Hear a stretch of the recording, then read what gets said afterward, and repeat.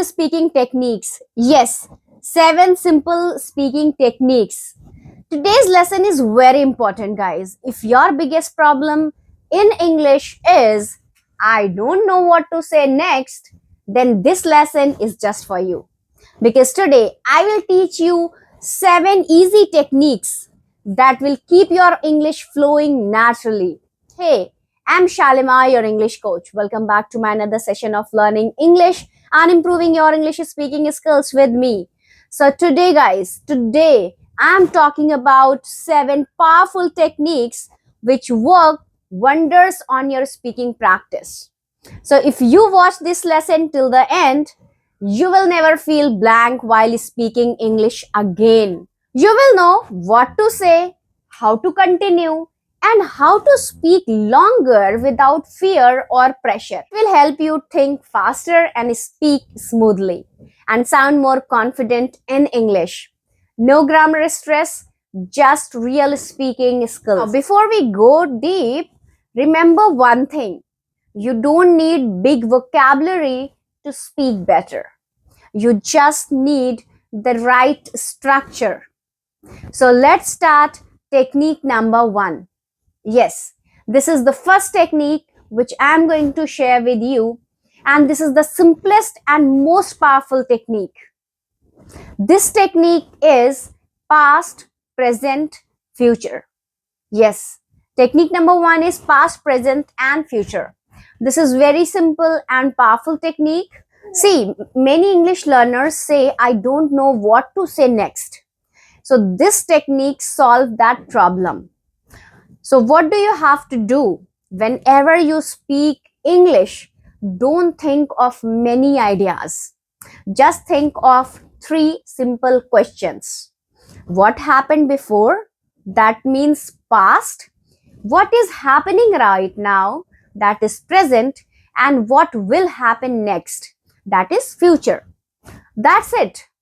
So if you follow these 3 steps, your English will automatically become longer and clear. So let me tell you why this technique helpful.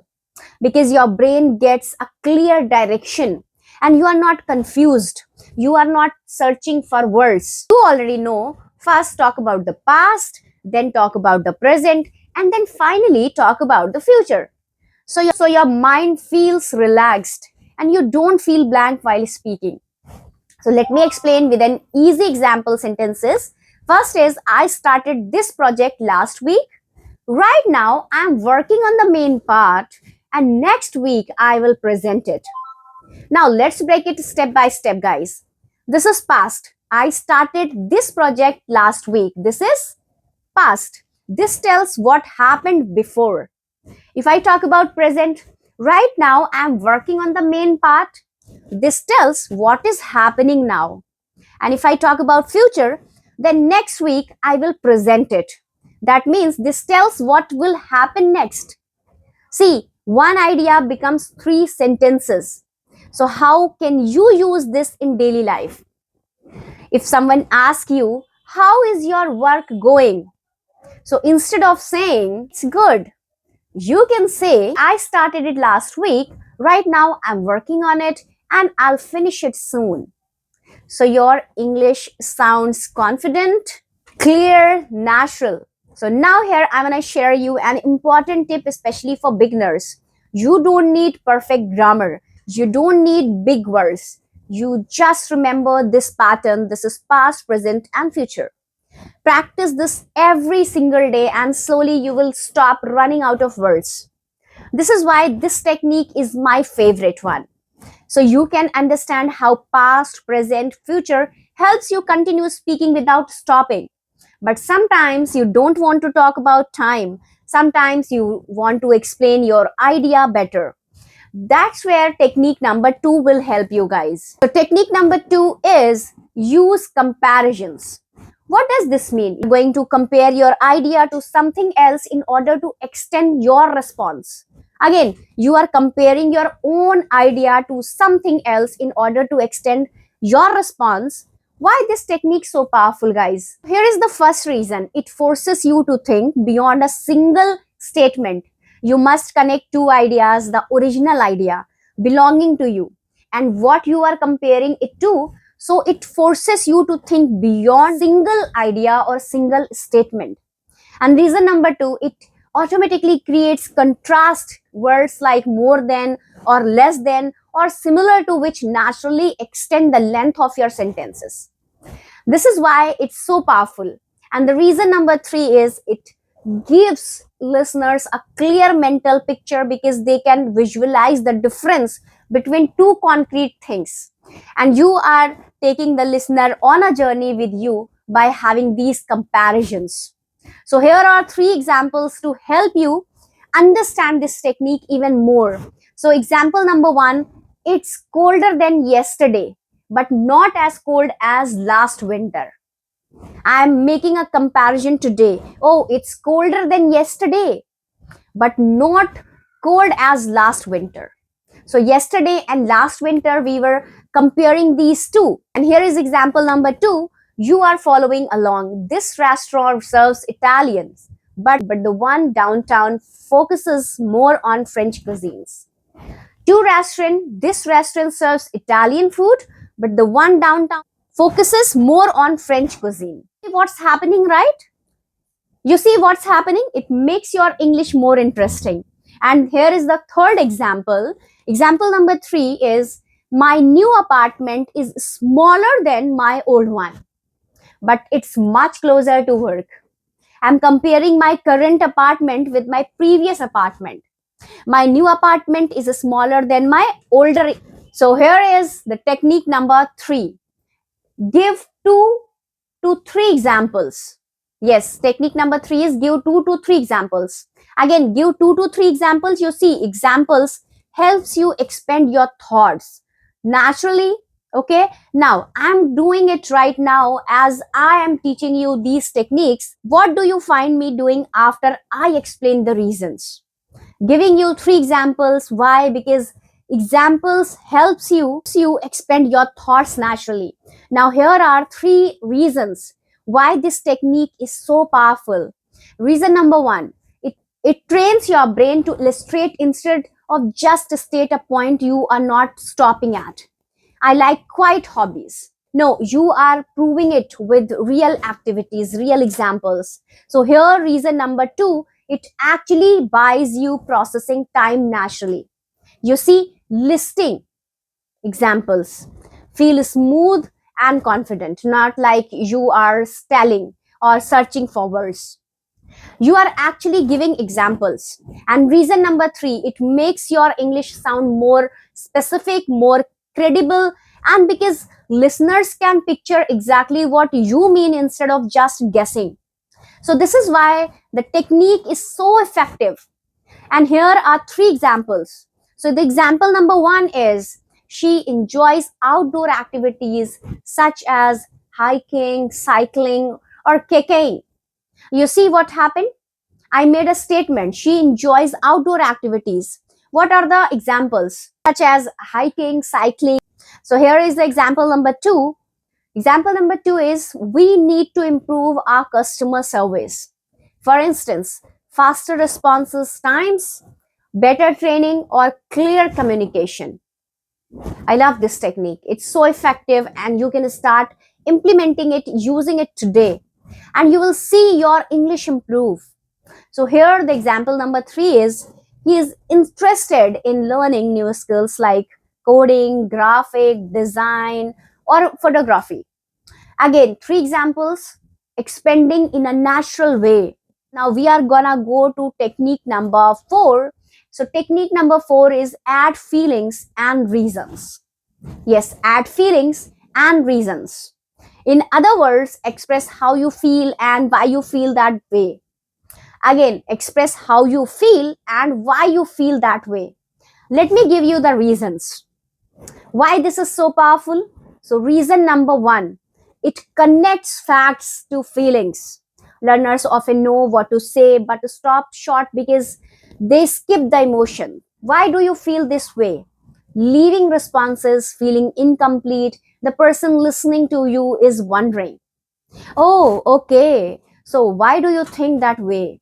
Why do you feel that way? So here is the reason number 2. It creates a natural two-part structure, feeling plus reason. This gives you an automatic second sentence instead of stopping after one short answer. And reason number 3, it makes your responses more personal and engaging. So listeners stay interested when you explain why something matters, not just what happened. So again, our fourth technique, add feelings plus reasons. What does this sound like? So here is our first example. I am excited about the new project because it allows me to learn new skills and work with a great team. What's the feeling? Woo, I am excited. What are the reason it allows me to learn new skills and work with great team? Let's talk about the example number 2. She feels nervous about the presentation because it's her first time speaking in front of such a large audience. Feeling nervous? Yes, reason. It's her first time speaking in front of such a large audience. And example number 3. They are disappointed with the results because they worked really hard but didn't achieve their goal. Feeling disappointed? Yes, reason they worked really hard but didn't achieve their goal. So this was the technique number 4, that was add feelings plus reasons. This leads us to technique number 5. Use the, because, but, so. You are going to expand your idea by adding a reason, which is because, a contrast, which is but, a result. So again, a reason, contrast and result. So why is this such a powerful technique? So here is the first reason. Why is this so powerful? It provides 3 automatic ways to extend any statement. You add a reason because you add a contrast, but, or a result. So to keep speaking naturally, this is the first reason. The second reason is it transforms short answers into complete mini stories by forcing you to explain the cause, the obstacle, and the outcome in one response. And the third reason, it matches how native speakers actually talk. These connectors link ideas seamlessly, training your brain to speak in longer connected thoughts. And this is a powerful technique because, but, so check out these examples. So here is the first example sentence. So here we go. Example number 1 is, I wanted to attend the conference because it seemed interesting, but the tickets were sold out. So I watched the live stream instead. Notice how if you are watching this lesson, even my head is changing, it's changing positions, and I wanted to attend the conference because it seemed interesting, but the tickets were sold out. So I watched the live stream instead. Here are the second example. She started learning guitar because she loves music, but she found it challenging at first. So she hired a private tutor again. She started learning guitar because she loves music, but she found it challenging at first. So she hired a private tutor. So you are catching on, aren't you? Excellent. So here is the third example. We planned a picnic because the weather looked perfect, but it started raining suddenly. So we moved everything indoors because technique is powerful, and it leads to our sixth technique. Our sixth technique is describe using the 5 senses. Yes, again, describe using the 5 senses. So add sensory details, sight, sound, smell, taste, touch. Again, the 5 senses, sight, sound, smell, taste, touch. Now, why is this such a powerful technique? Here is the first reason, guys. It pushes you past words like nice or good. You must explain exactly what you saw and what you heard or what you felt. So here is the second reason. It uses real memories instead of abstract words. Your brain finds it easier to recall specific sensory experiences than generic descriptions. It finds it easier to find these instead of just generic descriptions. And reason number 3, it gives you 5 different ways to continue when you run out of visual details. Switch to sounds or textures to keep your descriptions flowing. Now, I know you are curious. What are the examples using this technique? I am so glad you to asked example number 1. The coffee shop had a warm atmosphere. You could hear soft jazz music playing in the background and the chairs were surprisingly comfortable. You see what's happening, right? So there was a warm atmosphere.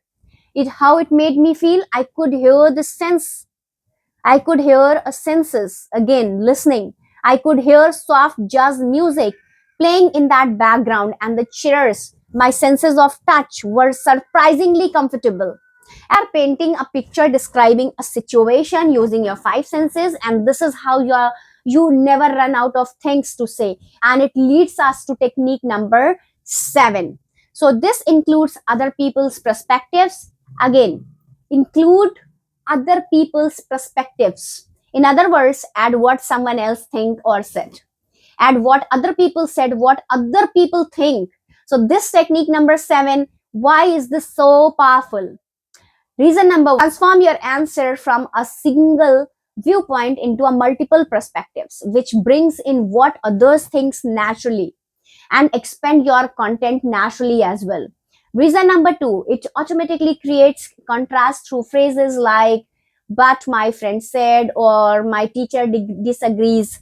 This extends your responses without repetition. And reason number 3, it reduces the pressure and the pressure you might feel to, justify only your opinion. You see, mentioning other views makes continuing the conversation easier when you are uncertain. This is a powerful technique. So this is how you run out of things to say in English. I hope you enjoyed this lesson, guys, and I want you to let me know in the comment section which one was your favorite. Hope you enjoyed this lesson. If you enjoyed, please give thumbs up and don't forget to subscribe my channel. So I'll meet you in next video. This is Shalima signing off. Take care and speak English with confidence. All the best.